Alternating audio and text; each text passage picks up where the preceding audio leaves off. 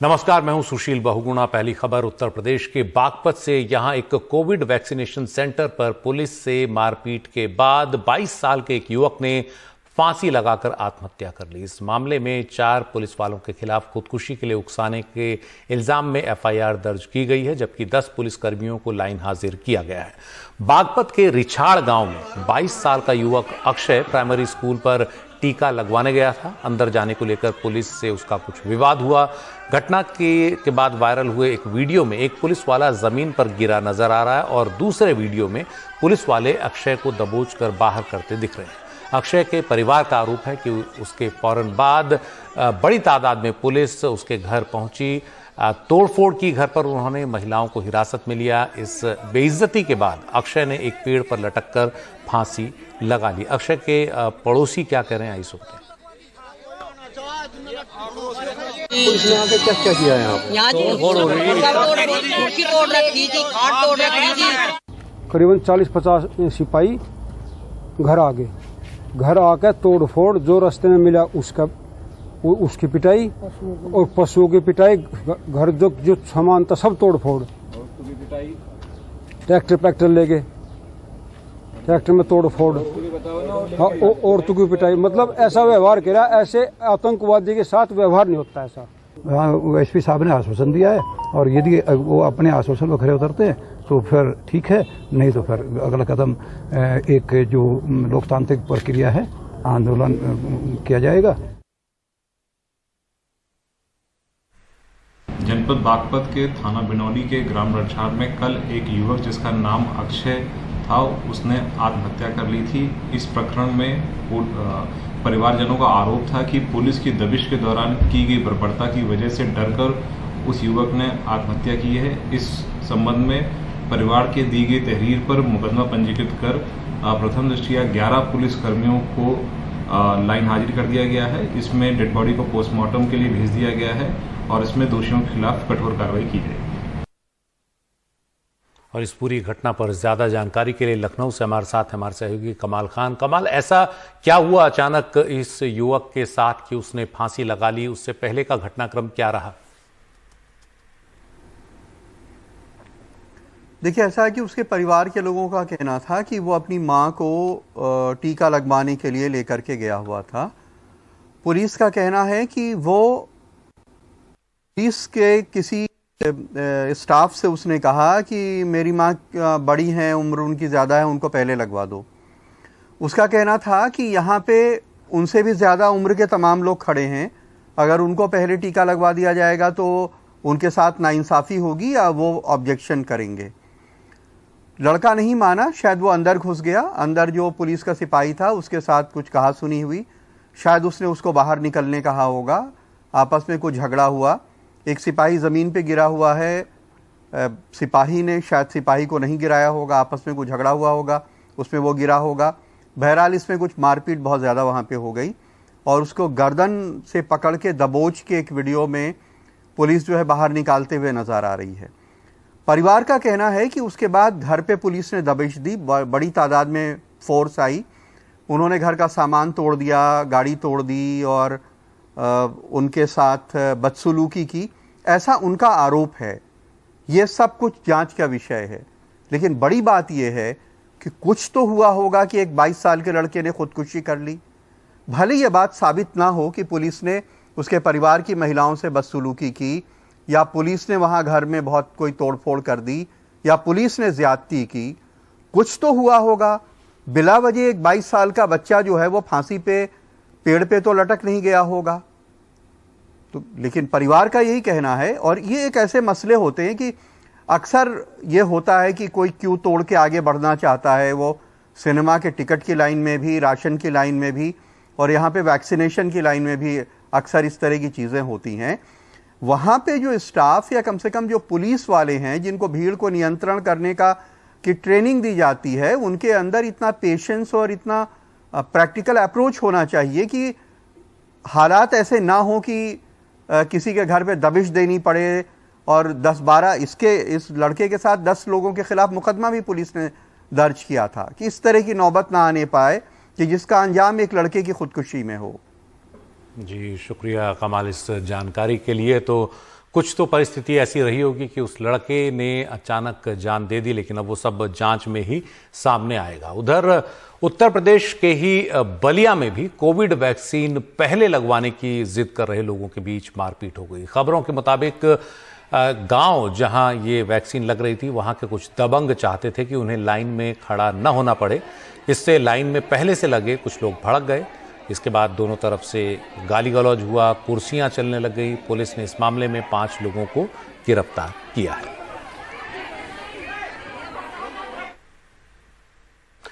पश्चिम बंगाल का चुनाव जीतने के बाद राज्य की मुख्यमंत्री ममता बनर्जी पहली बार दिल्ली पहुंची हैं और आज उन्होंने प्रधानमंत्री मोदी से मुलाकात की। जीत के बाद ये पहली मुलाकात है और इस जीत में उन्होंने बीजेपी को ही करारी शिकस्त दी थी। ममता बनर्जी का कहना है कि उन्होंने प्रोटोकॉल के तहत प्रधानमंत्री से मुलाकात की है और इस दौरान कुछ मुद्दे उठाए हैं, जैसे बंगाल को ज्यादा वैक्सीन की जरूरत है, केंद्र उपलब्ध कराए वैक्सीन राज्य को। ये भी उन्होंने कहा है कि जो पेगासस मामला है उस पर ऑल पार्टी मीटिंग बुलाई जाए, उस पर जांच आगे करवानी चाहिए केंद्र सरकार को। वैसे ममता खुद अपनी तरफ से इस मामले में एक जांच कमेटी बना चुकी हैं। कल सोनिया गांधी से मिलेंगी ममता बनर्जी और विपक्षी एकता को लेकर वो काफी आशावान है, ये उन्होंने प्रधानमंत्री मोदी से मुलाकात के बाद बाहर आने पर कहा। और जासूसी कांड का मुद्दा जो सबसे ज्यादा छाया हुआ है, उस पर सर्वदलीय बैठक की मांग प्रधानमंत्री के सामने उन्होंने की है। आफ्टर 2 years दिल्ली में आया और हम प्राइम मिनिस्टर का पास मिलने के लिए गया था। ये विजिट हमारा पूरा काटीसी विजिट है वैक्सीन को लेकर, और थोड़ा बंगाल को स्टेट का जो नेम चेंज करने का बात है उसका बारे में मैंने चर्चा किया कि बहुत दिन हो गया, इसको आप मेहरबानी करके कर दीजिए। जैसे कमलनाथ जी, आनंद शर्मा जी, ये लोग आए, और भी लोग आने वाला है, जर्नलिस्ट भी इसका अंदर में है। तो हम लोग पुराना दिन का बात, नया दिन का बात मिलजुल के ही करते हैं। कल मेरे को सोनिया जी का पास भी, सोनिया जी मेरे को चाय पे बोला, तो मैं कल चाय पे चर्चा करने के लिए जाएंगे। पेगासस में मैं चाहती हूँ कि प्राइम मिनिस्टर एक ऑल पॉलिटिकल पार्टी मीटिंग बुला के सबको साथ बात करके ओपिनियन लेके कोई ना कोई सुप्रीम कोर्ट से इंक्वायरी हम लोग को होना चाहिए। और हमारे साथ हमारे सहयोगी राजीव रंजन हैं। राजीव, ममता बनर्जी दिल्ली आई हैं और ये भी इस तरह से भी देखा जा रहा है उनका दौरा कि अब वो 2024 के आम चुनावों से पहले एक तरह से विपक्षी एकता की कोशिश कर रहे हैं, विपक्ष को लामबंद करने की कोशिश कर रही हैं और उनको एक बड़े लीडर के तौर पर देखा भी जा रहा है। अपने साथ वो सभी नेताओं को लेकर आना चाहती हैं विपक्ष के। क्या और खास बातें ममता बनर्जी ने कही? देखिए सुशील, आप बिल्कुल सही कह रहे हैं। ममता बनर्जी की कोशिश है कि विपक्ष को लामबंद करने की। उन्होंने कहा कि हालांकि 2024 अभी बहुत दूर है, लेकिन उसकी तैयारी आपको अभी से करनी होगी। और इसी सिलसिले में जितने समान विचारधारा के लोग हैं, अभी थोड़ी देर पहले यहाँ पर आनंद शर्मा आए थे और उसके बाद उससे पहले जो है कमलनाथ यहाँ पर आए थे, पीएम के पहले मुलाकात हुई। उन दोनों ने कहा कि जिस तरह से ममता बनर्जी ने बंगाल में जीत हासिल की है तो उसको बधाई देने के लिए आए हुए। साथ में यह भी कहा कि जो समान विचारधारा के दल हैं उनके बीच में एक आपसी सहमति बननी चाहिए, अंडरस्टैंडिंग बननी चाहिए। जहां तक बात है चेहरे की, तो किसके अगुवाई में लड़ा जाएगा, ममता बनर्जी ने साफ किया कि वो लीड नहीं करेंगे, देश लीड करेगा।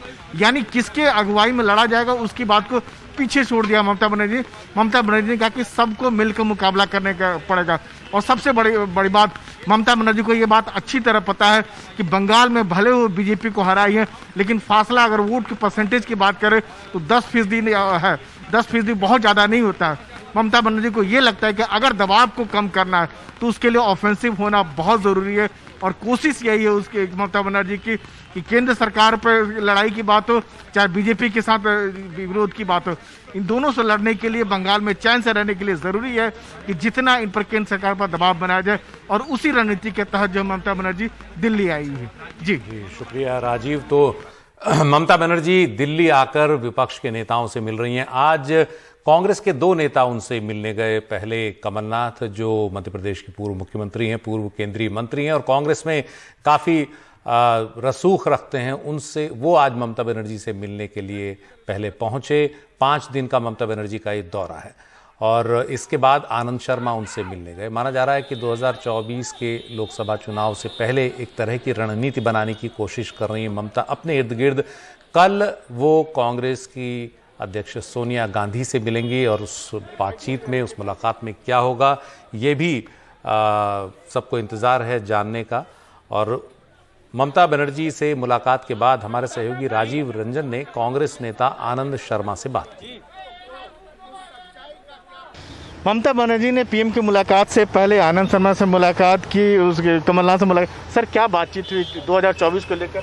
2024 पे चर्चा ही नहीं हुई, ये अटकलबाजी है। ममता जी पहली बार दिल्ली आई हैं बंगाल के ऐतिहासिक जीत के बाद, बड़े चुनाव के बाद, जिस चुनाव का महत्व पूरे भारतवर्ष के लिए है। और मेरे और ममता जी के संबंध 1980 के दशक के हैं, 37 साल पुराने संबंध हैं। हम सहयोगी रहे हैं, संगठन में साथ काम किया, केंद्र में कैबिनेट मिनिस्टर्स भी इकट्ठे थे। तो ये उनका भी बड़प्पन है कि उन्होंने मुझे याद किया, बुलाया चाय के लिए और मैं मिला। तो कोई एक स्पेसिफिक विषय पे हमारी बात नहीं होती, तो सब विषय पे बात करते हैं, परिवार की बात करते हैं। वो हमारे बच्चे की बात पूछ रही थी, सबका बात कुशल पूछ रही थी। राजनीतिक दुश्मन तो एक ही है, खास तौर से मैं दुश्मन शब्द नहीं इस्तेमाल करता। हाँ, मैं राजनीति में किसी को दूसरे को दुश्मन नहीं मानना चाहिए। प्रजातंत्र में अलग अलग विचारधाराएं हैं। हाँ, ये सही है कि हम लोगों के समान विचार हैं, समान विचारधारा है। आपको लगता है कि आने वाले दिनों में ममता बनर्जी नेतृत्व कर सकती है? जिससे देखिए, ममता जी का इस पे क्या दृष्टिकोण है, पर ममता जी की एक राष्ट्रीय पहचान है और इसमें मैं तो कांग्रेस पार्टी का सदस्य हूँ, तो इसमें आगे आने वाली क्या रणनीति होती है वो हमारी नेता हैं, कांग्रेस की अध्यक्षा श्रीमती सोनिया गांधी जी, कांग्रेस की कार्यकारिणी, वो लोग तय करते हैं। एक अंतिम सवाल की क्या लगता है कि आने वाले दिनों में बीजेपी का मुकाबला करने के लिए सारे विपक्षों को एक मंच पर आना चाहिए, तभी? देखिए, इसमें मैं इसका उत्तर देने में सक्षम नहीं हूँ। इस देश में इतने दल हैं, पर समान विचार वाले लोगों को कुछ राष्ट्रीय महत्व के विषयों पे आम सहमति बनानी चाहिए। आनंद शर्मा जी का ये कहना है कि समान विचार वाले मुद्दों को लेकर सारे जो विपक्ष पार्टी है उनको एक साथ आना चाहिए। नई दिल्ली में कैमरामैन सुधीश के साथ राजीव रंजन, एनडीटीवी इंडिया।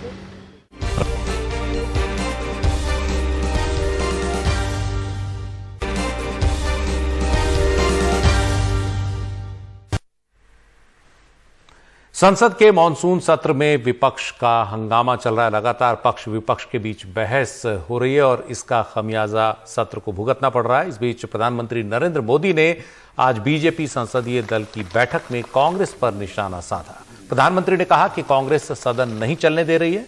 उन्होंने कहा कि जब कोविड-19 पर बैठक बुलाई गई तो कांग्रेस ने बहिष्कार भी किया और अन्य दलों को भी आने से रोका। प्रधानमंत्री ने बीजेपी के सांसदों से आग्रह किया कि वो कांग्रेस और विपक्ष के इस रवैये को जनता और मीडिया के सामने एक्सपोज करें। प्रधानमंत्री ने कहा कि आजादी के 75 साल पूरे होने वाले हैं और इस मौके पर सभी सांसद 75 गांव जाएं और 75 घंटे गांवों में रुकें। गांव में देश की उपलब्धियां, देश की आजादी, इन तमाम चीजों के बारे में लोगों को जागरूक करें। बच्चों की वैक्सीन अगस्त तक आने की संभावना भी प्रधानमंत्री मोदी ने बीजेपी संसदीय दल की इस बैठक में जताई है। देखिए, लगातार अब दूसरा हफ्ता है और दूसरे हफ्ते का भी दूसरा दिन है जब मानसून सत्र में कोई कामकाज नहीं हो पा रहा है। हालांकि कल लोकसभा में 2 बिल जरूर सरकार ने पारित करवा लिए थे, एक बिल इंट्रोड्यूस भी हुआ था, लेकिन इसके बावजूद भी जो तमाम मुद्दे हैं उन पर चर्चा नहीं हो पा रही है और संसद में कोई भी काम नहीं हो पा रहा। आप देख रहे हैं कि लगातार कार्रवाई बाधित हो रही है और इसलिए आज जो बीजेपी संसदीय दल की बैठक हुई उसमें पीएम मोदी ने कांग्रेस पर निशाना साधा। उन्होंने कहा कि कांग्रेस सदन को नहीं चलने दे रही है। उन्होंने ये कहा है कि वो सांसद, जो बीजेपी के सांसद हैं, वो जनता के बीच में जाएं, मीडिया में जाएं और एक्सपोज करें कांग्रेस को कि किस तरह से कांग्रेस चलने नहीं दे रही है सदन को। उन्होंने ये भी कहा है कि जो 75 वर्ष हो रहे हैं आज़ादी के, उस पर भी आपको 75 गांव में 75 घंटे का समय देना है। ये भी निर्देश बीजेपी सांसदों को पीएम मोदी की ओर से दिया गया है। देखिए, स्वास्थ्य मंत्री मनसुख मांडविया ने एक प्रेजेंटेशन दिया है वैक्सीनेशन ड्राइव को लेकर जो अभियान इस वक्त समय चल रहा है उसको लेकर के सारे तथ्य बीजेपी सांसदों के सामने रखे हैं। उसी में उन्होंने एक महत्वपूर्ण जानकारी ये दी है कि अगले महीने तक बच्चों के लिए जो वैक्सीन है उसके आने की पूरी संभावना है। ये जानकारी उन्होंने दी है बीजेपी सांसदों को, तो ये एक महत्वपूर्ण खबर है। इससे पहले जो सरकार की ओर से कहा गया था उसमें सितंबर तक की बात कही गई थी, लेकिन अब उसमें 1 महीने पहले आने की संभावना है। ये जानकारी दी गई कि बच्चों की वैक्सीन जो है वो अगले महीने तक आ सकती है। ये मनसुख मांडविया ने बीजेपी सांसदों को जानकारी दी है।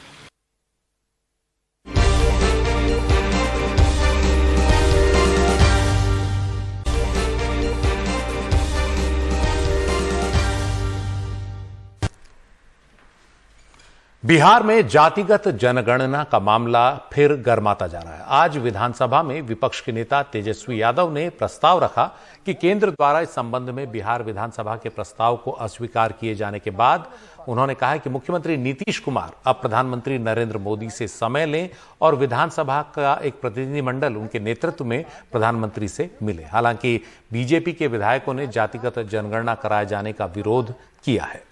हम तो नहीं कह रहे, उनके मंत्री कहते हैं, मुख्यमंत्री के आसपास वाले जितने अधिकारी हैं। जनगणना जैसे हो रहा है वैसे होना चाहिए। कास्ट और कैस्ट से ऊपर उठकर देश को बचाने के लिए काम करना चाहिए। और जातीय जनगणना वालों से मैं एक सवाल करता हूं कि संविधान में तो रिजर्वेशन है, आर्थिक रूप से पिछड़े, सामाजिक रूप से पिछड़े और फिर धार्मिक रूप से पिछड़े को दे दिया गया है। उनको उन पर लड़ना चाहिए। वो समाज को गुमराह करना चाहते हैं, बांटना चाहते हैं। नीतीश कुमार से ये सवाल कर रहे हैं क्या? जी नहीं।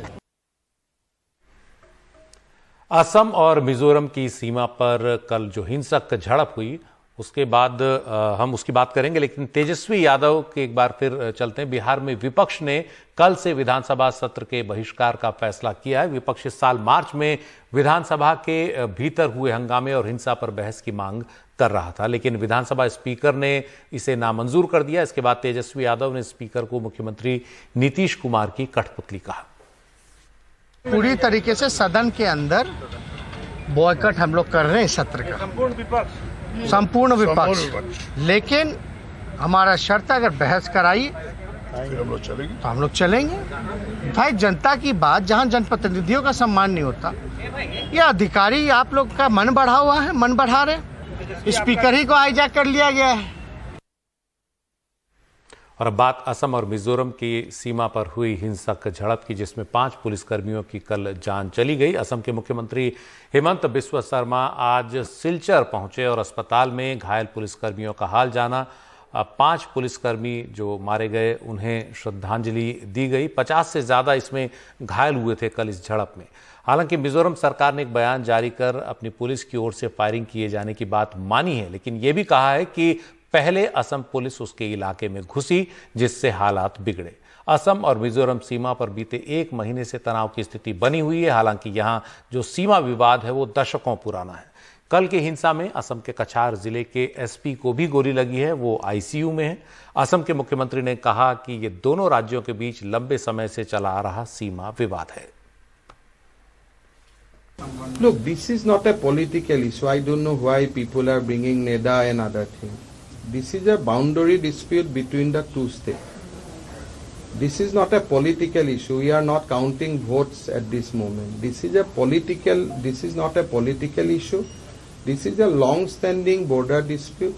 When Buddha side Congress government was there, that point of time also that this dispute was there. When Mr. Torun Gogoi was in Assam and Mr. Lal Thanwala was in Mizoram, that point of time also that dispute was going on, enforcement was there. So these are dispute basically between two states. It is not between two political parties. उधर मिजोरम और असम की border पर हुई झड़प के बाद कांग्रेस ने गृह मंत्री अमित शाह के इस्तीफे की मांग की है। असम से कांग्रेस के सांसद गौरव गोगोई ने संसद में आज इस पर काम रोको प्रस्ताव देकर चर्चा की मांग की। मेरे साथ कांग्रेस के वरिष्ठ नेता और सांसद गौरव गोगोई हैं। पहला सवाल यह है कि जो घटनाक्रम हुआ है असम और मिजोरम बॉर्डर पे, इस पर आपने आगे क्या मांग की है? क्या आप चाहते हैं इस पर संसद में चर्चा हो? बहुत अफसोस की बात है, हमने आज इस मुद्दे को लेकर एडजर्नमेंट मोशन भी लोकसभा और राज्यसभा में दिए हैं। मैंने आज गृह मंत्री अमित शाह जी को चिट्ठी के द्वारा ये भी एक इंक्वायरी की भी मांग की है और इस चिट्ठी में उल्लेख किया है कि अमित शाह जी आप स्वयं 3-4 दिन पहले उत्तर पूर्वांचल में थे और आपने स्वयं असम और मिजोरम के मुख्यमंत्रियों की बैठक भी ली और बैठक का विषय यही इस सीमा पे जो हिंसा हो रही है बहुत महीनों से ये विषय आपके बैठक का एक मुद्दा था। तो आपके बैठक और आपके 2 दिन का उत्तर पूर्वांचल का परिणाम क्या हो? आपका पूरा भ्रमण, आपका पूरा बैठक व्यर्थ है, विफल है। और ये 2 मुख्यमंत्री असम और मिजोरम के जब 6 पुलिस अफसर मृत्यु हो गए हैं और गोला बारूदी हो रहा है तो ये दोनों मुख्यमंत्री ट्विटर पे एक दूसरे को ट्वीट कर रहे हैं। तो पूरी एक लापरवाही हुई है और जिम्मेवारी लेनी पड़ेगी, इंक्वायरी हो। कांग्रेस अध्यक्षा सोनिया गांधी जी और कांग्रेस नेता राहुल गांधी जी ने हमको निर्देश दिया है कि हम वहाँ पे जाएं और कांग्रेस के एक संसदीय और विधायिनी दल कल उस असम के काचार डिस्ट्रिक्ट में सीमा के उस पर जाएंगे। और बहुत अफसोस है कि देश के अंदर 2 राज्य जहाँ पे हम शांति चाहते हैं, उत्तर पूर्वांचल में शांति की हमारी अपेक्षा है, केंद्र सरकार और राज्य सरकारों की लापरवाही के कारण आज दोनों राज्यों के बीच में तनाव और हिंसा का वातावरण बन गया है। जी, आपने मुख्यमंत्रियों की भूमिका की बात कही, आप कैसे देखते हैं जो उनकी भूमिका रही है पिछले 24 घंटे में दोनों मुख्यमंत्री? देखिए, आज के तारीख में दोनों अभी भी ट्वीट कर रहे हैं। अभी असम के मुख्यमंत्री ट्वीट कर रहे हैं। उनको कहना चाहिए कि अभी क्यों आज वहाँ पे तनाव बना और जब उन दोनों की बैठक हुई अमित शाह जी के साथ तो उसमें कुछ रेजोल्यूशन हुआ कि नहीं हुआ? उस बैठक पे क्या बातचीत हुई, क्या विकल्प बना, क्या रणनीति बनी? उनको साफ साफ अपना स्पष्टीकरण और जो लापरवाही हुई है, क्योंकि इस प्रकार में 2 राज्यों के पुलिस अफसर एक दूसरे पे गोली चला रहे हैं। आप देखिए, कहीं आपने सुना होगा तो उत्तर पूर्वांचल की शांति को भंग किया गया है आज इन सरकारों और भाजपा की, क्योंकि उनकी लालच सिर्फ सत्ता की है।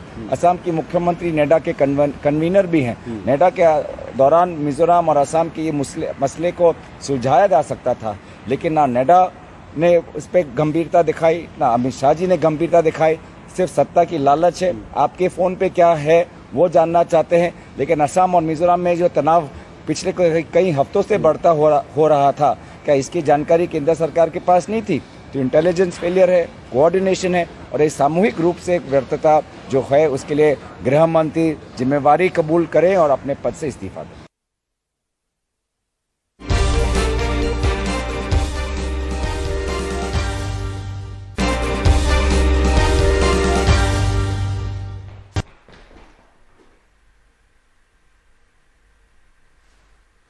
दिल्ली में आज सुबह कई इलाकों में जबरदस्त बारिश हुई और इसका नतीजा ये हुआ कि दफ्तर जाने के समय पर दिल्ली के कई इलाकों में जाम लग गया, क्योंकि रास्तों में कई जगह पानी जमा हो गया। कई घंटे लोग इस जाम में फंसे रहे। इसके बावजूद 200 किसान आज भी जंतर मंतर पर पहुंचे किसान संसद के लिए। हल्की फुल्की बारिश के बीच किसान संसद चलती रही और उसका जायजा लिया हमारे सहयोगी सौरभ शुक्ला ने। हम इस वक्त जंतर मंतर में हैं। दिल्ली में आप सब देख रहे होंगे जगह जगह पानी भरा हुआ है, ट्रैफिक स्लो है, पानी बरस भी रहा है। आप देखेंगे सड़क गीली है, लेकिन जंतर मंतर पर किसानों की संसद चल रही है। आज चौथा दिन है। 200 किसान थोड़ा ट्रैफिक में ज़रूर फंसे, लेकिन वो यहाँ पर ज़रूर पहुँच गए हैं और इनकी संसदीय कार्रवाई चल रही है। आज ये लोग जो दूसरा कृषि कानून है, एसेंशियल कमोडिटी अमेंडमेंट एक्ट, उस पर चर्चा कर रहे हैं। हमारे रविंद्र पटियाला है। सर, आज आप लोग दूसरा दिन चर्चा का है आपका एसेंशियल कमोडिटी अमेंडमेंट एक्ट का, तो उसको लेकर के आज आप लोग रेजोल्यूशन पास करने वाले हैं? बिल्कुल रेजोल्यूशन पास करने वाले हैं। देखिए, इससे एक जमाखोरी स्टॉक की लिमिट को ख़त्म कर दिया है इन्होंने, और इससे बिना शक हम लोग हंगर इंडेक्स में 107 में से 94 नंबर पे हैं और ये देश को भुखमरी की तरफ धकेलने की कोशिश है। कॉरपोरेट के अनाज के व्यापार में मोनोपोली और वो कंट्रोल करेंगे, इन्फ्लेशन बढ़ेगा और ये आम लोगों के लिए नुकसानदेह है। ये अभी से चर्चा में चल रहा है। कल वुमेन सांसद ने भी, जो हमारी औरतों की किसान संसद हुई थी, जो कि एक हिस्टोरिकल इवेंट था हमारे लिए, तो उसने भी मतलब इसी तरह से अपने भाव प्रकट किए और आज भी इसी तरह से भाव चल रहा है। उम्मीद है शाम को हम लोग इसके ऊपर एक अच्छा सा रेजोल्यूशन आप सभी के लिए लाएंगे। सिंघू बॉर्डर में पानी काफ़ी बरस रहा है। टिकरी बॉर्डर में किसान हमने देखा है किस तरीके से ठंड ज़बरदस्त दिल्ली की सही, फिर गर्मी और अब बरसात भी, कैसे मैनेज कर पा रहे हैं? मुश्किलें तो हैं, लेकिन इस मुश्किलों के बावजूद ये एक बात को दिखाता है कि किसान जब अपनी जिद पे आ जाए और अगर वो मान लिया है उसने कि ये कानून मोदी गवर्नमेंट के अच्छे नहीं हैं, तो वो डटा रहेगा। भले ही बारिश हो, भले ही जो मर्जी हो, सभी दुश्वारियों के बावजूद डिटरमिन है, डटे रहेंगे, डटे रहेंगे, डटे रहेंगे, डटे रहेंगे, डटे रहेंगे। तो ये कहना है रविंद्र पटियाला। और आप देखेंगे किसान संसद चल रही है, जो स्पीकर्स हैं वो अपनी जगह ले चुके हैं और आज जो सेकंड एक्ट है essential commodity and amendment act, उस पर चर्चा हो रही है और फिर शाम 5 बजेंगे जैसे ही वैसे किसान जितने अनुशासन के साथ आए हैं उतने अनुशासन के साथ वापस बसों में बैठकर सिंघू बॉर्डर वापस लौट आएंगे। और आप देखेंगे टेंट के ऊपर भी पानी भरा हुआ है, उन्होंने तिरपाल लगाई हुई है ताकि पानी नीचे ना आ जाए।